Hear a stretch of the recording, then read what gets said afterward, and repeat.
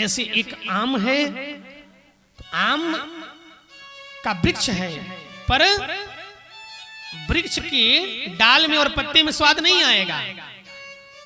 तो वैसे ही वेद भी हैं, पर वेद क्या है? वृक्ष है।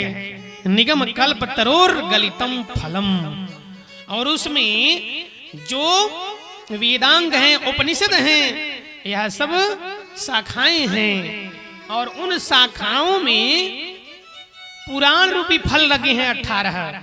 पर उन 18 फलों में अब आम कच्चे भी होते हैं, कच्चे आम को हम नहीं खा सकते हैं, ज्यादा खा तो सकते हैं पर ऐसे नहीं खा सकते हैं। शास्त्र क्या कहता है? खाने को उत्तम कौन है? जो उन फलों में उस फल को चुने जो पका हो। तो पका हुआ फल क्या है? वही भागवत है। और पके हुए फल में भी उसका रस ग्रहण करना है। हम लोग अन्न को ग्रहण करते हैं, पर संपूर्ण अन्न में तत्व नहीं होता है, तत्व को ही शरीर लेता है, बाकी तो अवेस्ट कर देता है। तो फल के रस को हमें प्राप्त करना है। तो रस कैसे पता चलेगा कि उसमें है? तो रस इसलिए है कि यह भागवत सुखदेव जी के द्वारा कहा गया। सुख अर्थात तोता, पक्षी को सुख कहते हैं। जैसे जिस फल में तोता मुख लगा देता है वह फल पक जाता है। या तो यह सत्य है, या तो यह सत्य मान ले कि तोता उसी फल में लगाता है मुख जो पका होता है। दो में से कोई एक बात सत्य है कि जिस फल में तोता, आज तक कभी कच्चे फल में तोता आप लोगों ने नहीं देखा होगा कि मुख लगाया हो। या तो वह फल पका होगा, या तो उसका मुख लगते वो पक जाता होगा, पर पका होगा यह निश्चय है। तो उस पके हुए फल में सुखदेव जी का मुख लग गया, उनके मुख से इस भागवत को कहा सुनाया गया। इसलिए सुख मुखांत रवित द्रव संयुक्तम, इसलिए द्रव के रूप में जैसे हम लोग फल का रस ग्रहण करते हैं, वैसे ही समस्त ब्रह्मांड के शास्त्र और ग्रंथ और धर्म ग्रंथों का जो तत्व है, जो रस रूपी तत्व है, वह है श्रीमद् भागवत कथा। रसिका मुरौ भू भाव, मतलब इसको एक बार मत पीजिए, मुंह रहो, इसको बारंबार जब पीजिएगा तब जाकर भगवान में मन लगेगा। 24 घंटा में 18 घंटा तो घर वालों को देते हैं, 22 घंटा घर वालों को देते हैं, 1-2 घंटा भी लोग अच्छे से नहीं बैठ पाते हैं। फिर सोचते हैं कि हम भगवान में मन क्यों नहीं लग रहा है। 100 करोड़ लोग पूजा करते हैं, पर मन इसलिए नहीं लगता है कि 100 करोड़ लोग में 10 करोड़ भी ऐसे नहीं होंगे जो अधिक समय भगवान को दें, अपितु संसार को जितना देते हैं। हम लोग संसार को ज्यादा समय देते हैं। 1 घंटा पूजा पर बैठ जाएंगे तो कहेंगे जल्दी जल्दी कराइए। जहां समय देना चाहिए वहां हम जल्दबाजी करते हैं, और जहां समय नहीं देना चाहिए वहां तो हम लोग 50 वर्षों के बाद घर छोड़ देना चाहिए, अपने लिए जीना चाहिए। पर हम लोग तो 100 साल में भी घर नहीं छोड़ना चाहते हैं। जब ये लग जाए कि अब हमारे कान नहीं सुनने योग्य हैं, तब हम धर्म करने चलते हैं। तब धर्म नहीं होगा, तब तो शरीर सुधरता है। बुढ़ापे में तो सब लोग भक्त बन जाते हैं, क्योंकि शरीर काम नहीं कर रहा है, कोई पूछेगा नहीं तो सब लोग भक्त बन जाएंगे। परीक्षा तो जवानी में होती है।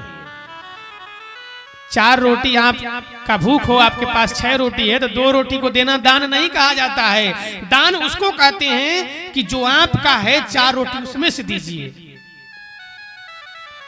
हम आपसे कहें कि भगवान पर धन चढ़ाइए और किसी को लूट कर लाकर चढ़ाएंगे तो थोड़े उसका पुण्य मिलेगा।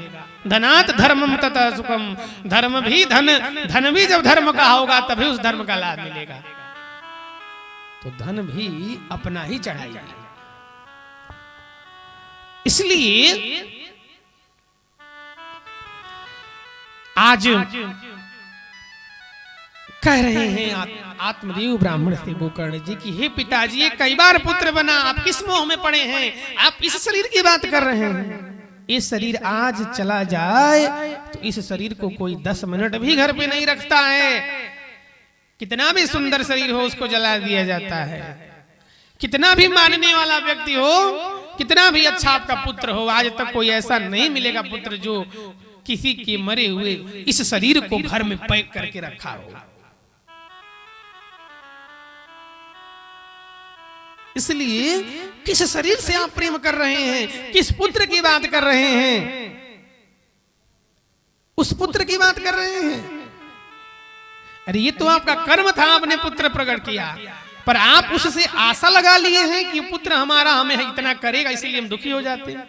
जो विद्वान व्यक्ति है वो कभी आशा पुत्र से नहीं करेगा, वो इतना करके बैठेगा कि बुढ़ापे में पुत्र का सहारा नहीं लेना पड़े। और जिसके पास धन है, आज देखिए उसको कई पुत्र मिल जाते हैं बुढ़ापे में भी, और जो पुत्र के भरोसे है उनको अपने पुत्र तो मिलते नहीं हैं, दूसरे क्या मिलेंगे। इसलिए जवानी सुधार कर 10 वर्षों तक इतना कमाइए कि उसके बाद जीवन भर कमाएंगे कुछ नहीं होगा, उसका 10% भी हम नहीं खा पाएंगे। पर हम लोग बहुत तो ऐसे लोग हैं जो रिटायर होने के बाद भी कहते हैं कि अब मन नहीं लग रहा है, खाली बैठे हैं, कुछ सोच रहे हैं काम कर ले। अरे अब क्या करेंगे, जीवन भर तो जो करना है कर ही लिए, आज जब शरीर नहीं काम करेगा तो कहेंगे अब सोच रहे हैं कि तीर्थ करने चले। जवानी में तीर्थ तो हो नहीं पाती है, इतना कठिन है। तो जवानी सुधारिए, जिंदगानी सुधर जाएगी, वरना बुढ़ापे में कहानी खराब है। इसलिए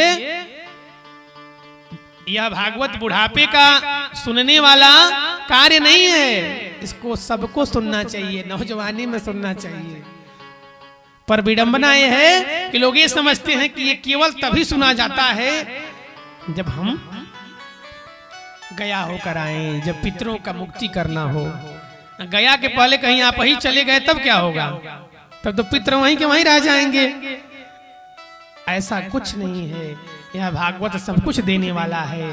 पर विशेष भागवती प्रेत पीड़ा विनाशिनी कहा गया है। अब विशेष जिसके घर में पितृ दोष हो, प्रेतों का अत्यंत प्रभाव हो, उसको भी ये नष्ट कैसे करता है, तो आगे बता रहे हैं।